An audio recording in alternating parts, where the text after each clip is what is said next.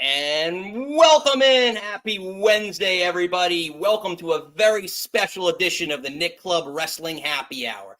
I am one half of your host and virtual bartender, Mr. Nick Teodoro. Joining me, as always, is my tag team partner in life, my wife, Miss Nicole. Nicole, I know you are not having anything because you are driving and picking up Jackson from the vet, but welcome in, Nikki. And again, a very special edition. I know she's on mute there. She doesn't want to get any feedback. But again, a very special edition. We have a very special guest on tonight's show because summer's winding down, but there's still time to grab a book and head to the beach as Labor Day weekend approaches. We've been going through some great summer wrestling reads, and we have a best-selling author on the show. Let's bring him in. You might recognize him, Mr. Kevin Kesar, Karrion Kross. Welcome to the show, Kevin. Hello. Oh, appreciate the time. Welcome in. Thank you.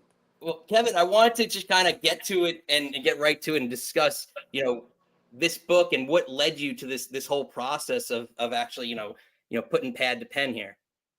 Well, I had a lot of people encouraging me to write a book for a very long time, and I finally just decided, you know what? Let's write a book and see what happens.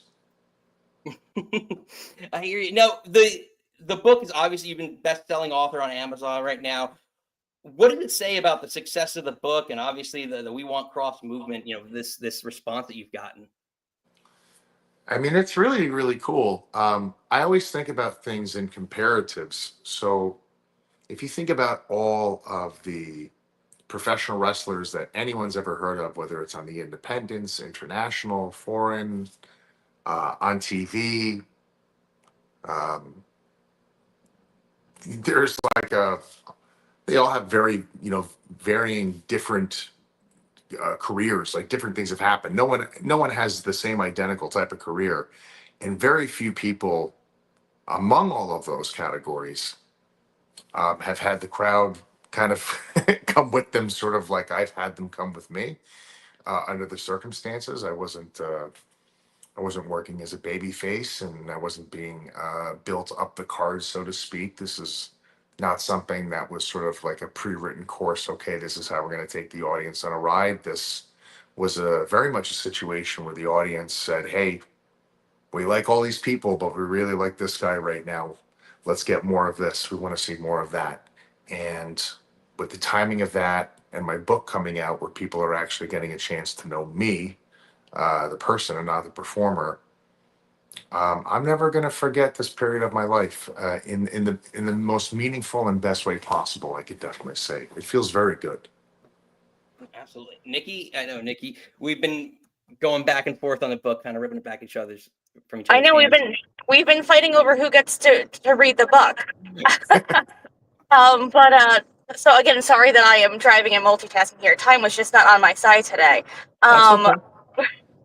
But we love wrestling couples here. I adore wrestling couples. And I loved in the book that you talked about how, meeting Scarlett was, cosmic for you. And then being at a party, you guys giggling together, winding up at a bar with Eddie Kingston, who I love.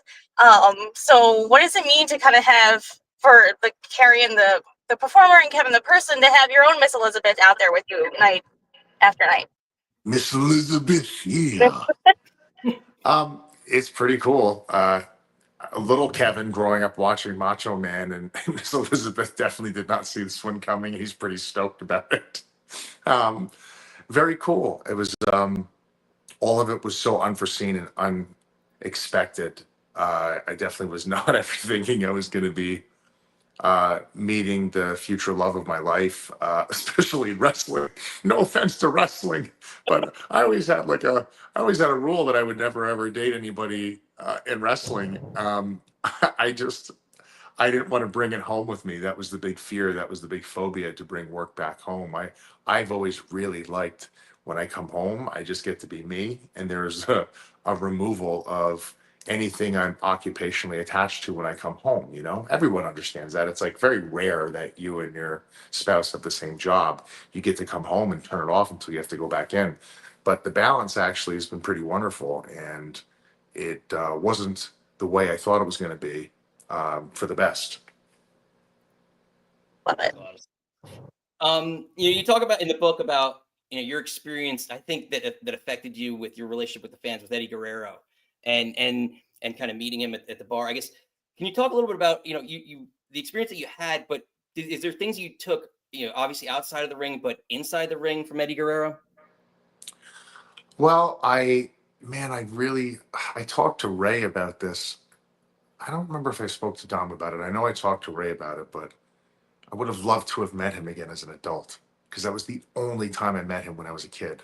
I would have loved for him to have been here and, to have like told him and showed him that I got a chance to write about that and that experience. Um, I think more his warmth was a lesson for me as I got older. Like the experience of him being that way with me as a kid made me feel very good and seen, and he just allowed himself to be human around a fan. Um, as I got older and then I got into the business, I said, you know what?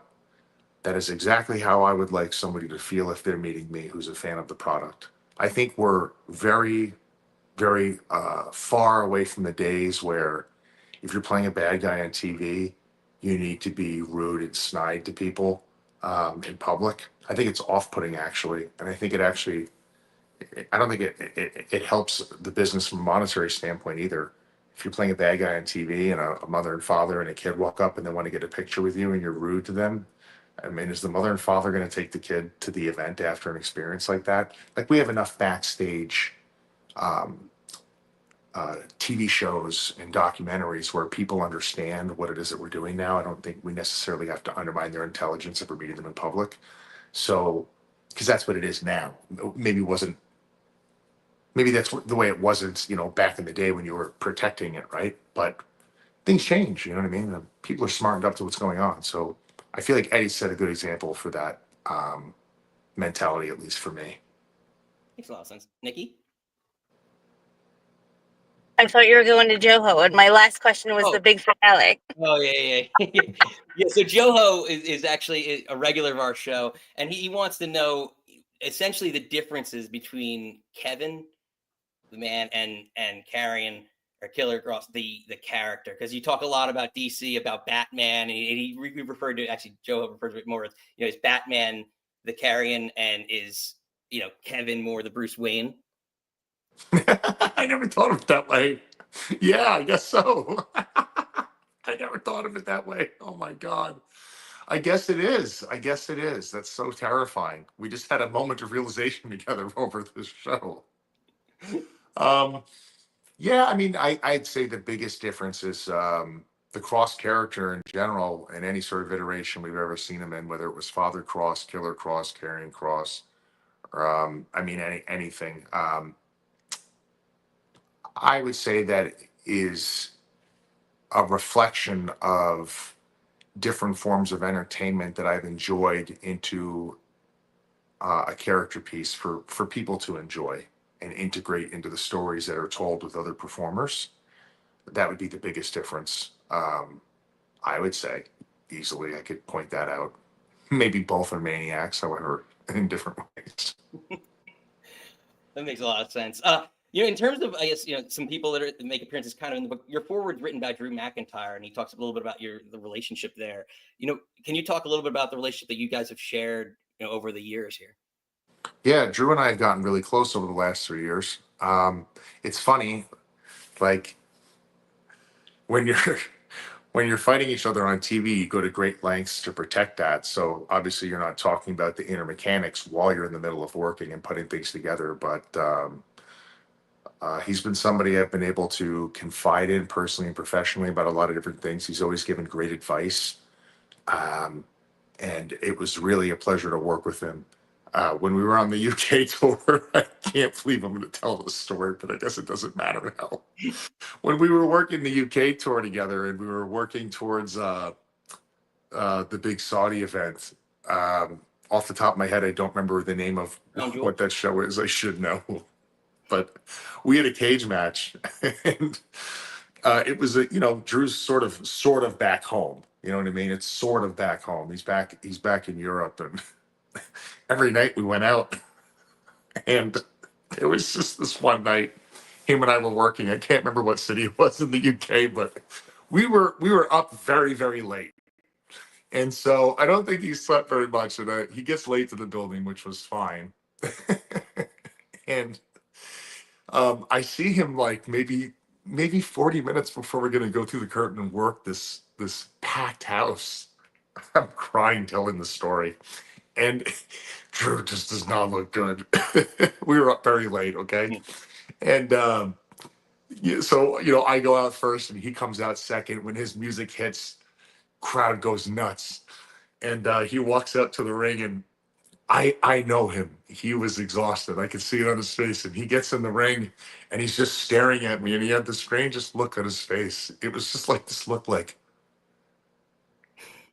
he was just frozen. And I'm looking at him and I said to him, I said, dude, what are you doing? He just kept staring at me. And he's like, I'm so tired. That's what he said to me. And he goes up to the top rope and he gives me that weird look again. He was just, and I just started laughing and he started laughing and he took his kilt off and I just ran and I hit him. The entrance is going on so long. It's just a funny moment. There's just little subtle things. I remember one time, it may have even been the same match where we roll out of the ring and he grabs me by the back of my hair and he slams my head off the steps and I try to sell away and he held on to me. And so he hits my head on the steps another 10 times. That's a lot of times to get your head hit on a steel step, like you should be dead. And as I'm hitting my head on the steps, I'm looking at him and I'm laughing, going, dude, what are you doing? And he's laughing, but the crowd's into it. They're counting to 10. I had so much fun working with him in little ways nobody can see. But I don't know, I might be seeing him in October. Obviously not at work, but I love the guy. He was a pleasure to work with. That's awesome to hear, to keep those relationships outside of the ring, right? I mean, that's what the industry should be about, right? Driving relationships forward, right? Whether it's with the audience or with each other. So I guess, people want to ask about, there's stories that Steven is a regular of our show that didn't land necessarily in the book. He wants to maybe, could there be a sequel or any stories that maybe you want to share that didn't necessarily end the book or that could go into a sequel? Oh, I'm almost finished the second book. The second book takes place over the last 3 years of me coming back, which will be a very interesting read. So everything that happened that nobody knows, which interestingly enough has landed us here. So exactly. Well, that's what we're excited for. Is what's next for Kevin here. I guess Nikki likes to I'll wrap with that. And then Nikki has one last question that we always let everyone on the show answer. But I guess before that, what can we expect in the future for Kevin Kesar, Killer Kross, Karrion Kross? Well, you can expect me to be at Defy in September. I think every single seat on the floor is sold out. It's standing room only now. We're 3 weeks out from that show, and we've almost sold it out. Following that, over the weekend is going to be the Killer Smoke Show in Rahway, New Jersey. I've got all this stuff up online if people would like to come watch the show. All the floor seats are sold out there as well. And then I have another show, which is going to be House of Glory in October during the New York Comic Con, which I'll also be at. Ticket sales are up on that. I don't have any of the metrics to tell you about with that, but I do know the first 2 shows right out of the gate are almost completely sold out. And I'm looking forward to it, man. I'm really, really looking forward to it. I want to give people the best version of myself. And we just did GCW as well by surprise. We came out and I always like doing GCW because you can get very unhinged there. It's the crowd that likes it to be as absolutely wild and crazy as possible with, even getting so crazy and so violent, it's almost silly. I think that's fun. There's different genres of pro wrestling. I've always thought of pro wrestling as a little bit of a variety act. If it's the same thing every match and every show, there's nothing really special about it. Makes a lot of sense. Before we let you get out of here, Nikki has her final question here. It's a very tough one, a very controversial question. The people want to know, We always end with me asking our guest, "What's your favorite breakfast food? If you're sitting down Sunday morning, what are you guys eating for breakfast?" So if it's a healthy breakfast, it's going to be a medium rare ribeye steak with eggs sunny side up and hollandaise sauce with a black cup of coffee. No sugar, no milk. That is my favorite breakfast meal of all time, always will be. Now, if we're talking like I'm going to engage the inner fat child inside of me that actually is really me, like the side of me that like when I can't even, guys, I can't even tell you one day when I'm retired, I'm never lifting a weight again. Going to the gym, very overrated. Very overrated. Gets boring and old very quickly. I can't wait to never lift a weight again and stop dieting. If I'm not dieting though, I'm going to be getting some sort of Belgian waffle that was cooked with sugar, so it's like crunchy, and I'm getting authentic, real like maple syrup on it, and I'm probably going to get some blueberries and strawberries and maybe some Nutella on the side. I love it. Sounds delicious. Oh, it's the best. It's better than the steak and eggs, if we're being honest. See, this is the problem. Nikki asked this question, and then I'm instantly hungry at the end of every Me show. too. Look what you did. I'm sorry, the people wanted to know. People needed to know. Absolutely. Well, Kevin, couldn't thank you enough for joining us here. We are super excited. Again, the book is on sale, Amazon. Life is Fighting. Thank you once again for joining us, Kevin. Thank you for having me. This is very fun. Yeah, we'll do this again. Yes, that'd be awesome. Thank you. Hell yeah. Pleasure.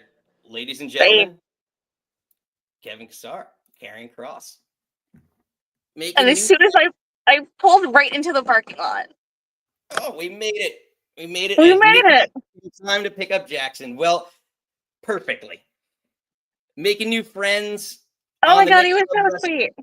Happy hour. Yeah, like I said, you want to pick up his book. The link is in the show description there. So pop that in if you want to pick up the book on Amazon. It is a great read. A lot more in there that we just scratched the surface here. Barely scratched the surface of it. So I don't know. You didn't show him that we had a copy of it. Oh yeah, yes. I was like, we've been fighting over it, and I wanted you to like show it, but I'm sorry. I still love you. I still like you. You're not involved in the production meeting. I'm sorry, Mama worked all day. Sure. We both were. But anyway, it's been a great one. Thank you all for joining us. Our next show, we are back here tomorrow night, a very special Thursday night edition of the Nick Club Wrestling Happy Hour, previewing WWE Clash in Paris. So let us know your predictions. Smash the old like and subscribe if you are new here. Welcome in. If you're regular, we love having you. But until next time, you don't have to go home. You don't have to go home. But you have to go pick up your dog. Goodbye.